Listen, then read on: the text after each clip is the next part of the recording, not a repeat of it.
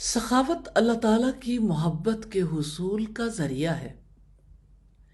اس کے لیے صحابہ کرام، صحابیات اور بعد میں آنے والے اپنے اپنے معاشی حالات کے مطابق کوشش کرتے رہے۔ میں آپ کو ایک ایسے سخی کا واقعہ سنانا چاہتی ہوں جس کے لیے مال کی فراوانی نہیں رہی تھی، لیکن دل سخی تھا۔ تذکرہ ہے سیدنا ابو طلحہ انصاری کا۔ سیدنا ابو ہریرہ بیان کرتے ہیں کہ ایک شخص نے نبی صلی اللہ علیہ وسلم کی خدمت میں حاضر ہو کر کہا، میں فاقے سے ہوں، آپ نے اپنی کسی بیوی کی طرف پیغام بھیجا۔ انہوں نے کہا، اس ذات کی قسم جس نے آپ کو حق کے ساتھ بھیجا ہے، میرے پاس تو پانی کے سوا کچھ نہیں۔ پھر آپ نے دوسری بیوی کی طرف پیغام بھیجا، انہوں نے بھی یہی جواب دیا، حتیٰ کہ تمام ازواج کی طرف سے یہی جواب آیا۔ چنانچہ آپ نے صحابہ سے فرمایا، جو شخص اس کو آج رات مہمان بنائے گا اللہ تعالیٰ اس پر رحم فرمائے گا۔ انصار میں سے ایک شخص ابو طلحہ نے کھڑے ہو کر کہا، اللہ کے رسول، میں اس کو مہمان بناؤں گا۔ اس مہمان کو اپنے گھر لے گئے، اپنی بیوی سے پوچھا، کیا تمہارے پاس کوئی چیز ہے؟ اس نے کہا، نہیں، صرف بچوں کا کھانا ہے۔ ابو طلحہ نے کہا، بچوں کو کسی چیز سے بہلا دو، جب ہمارا مہمان آئے تو چراغ بجھا دینا، اس پر یہ ظاہر کرنا کہ ہم کھانا کھا رہے ہیں۔ جب مہمان کھانا کھانے لگے تم چراغ کے پاس جا کر اسے بجھا دینا۔ پھر ام سلیم نے کیا کیا؟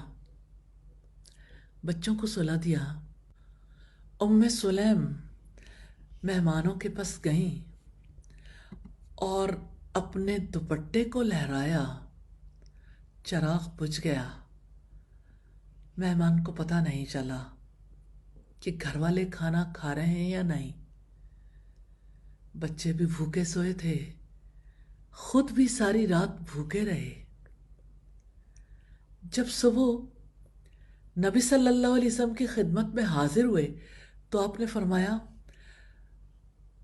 رات تمہارے طرز عمل سے اللہ تعالیٰ مسکرا دیے۔ سبحان اللہ، رات کو تم نے مہمان کے ساتھ جو حسن سلوک کیا، اللہ تعالیٰ اس پر بہت خوش ہوا۔ اس موقع پر یہ آیت نازل ہوئی، وَيُؤْثِرُونَ عَلَىٰ أَنفُسِهِمْ وَلَوْ كَانَ بِهِمْ خَصَاصَةٌ، اور وہ دوسروں کو اپنے آپ پر ترجیح دیتے ہیں خواہ انہیں سخت حاجت ہو۔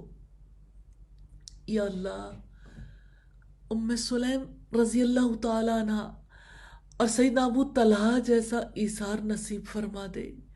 یا اللہ، ان کا دل سخی تھا، سخاوت آپ کو عزیز ہے، آپ کی محبت کے قریب کرتی ہے۔ الہی ہمیں سخاوت والی زندگی نصیب فرما دے، آمین ثم آمین۔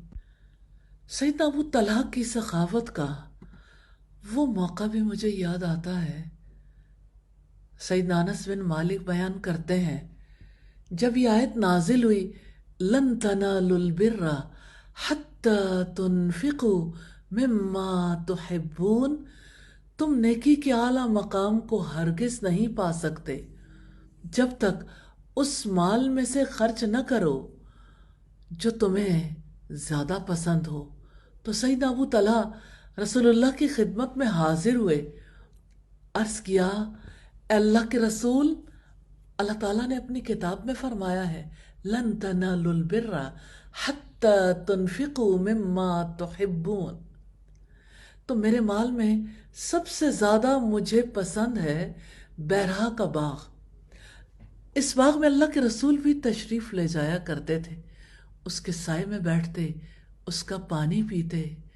ابو طلحہ نے فرمایا، یہ باغ اللہ تعالیٰ کے راستے میں اس کے رسول کے لیے ہے، میں اس کی نیکی اور اس کے ذخیرہ آخرت ہونے کی امید رکھتا ہوں۔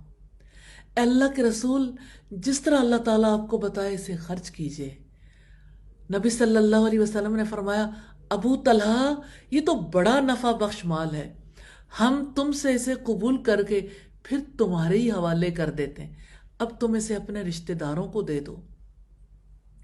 سیدنا ابو طلحہ نے وہ باغ اپنے رشتہ داروں کو دے دیا۔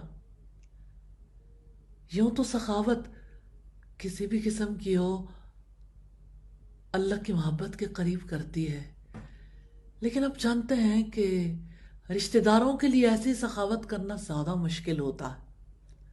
سیدنا ابو طلحہ کہیں کسی میدان میں بھی سخاوت سے پیچھے نہیں تھے۔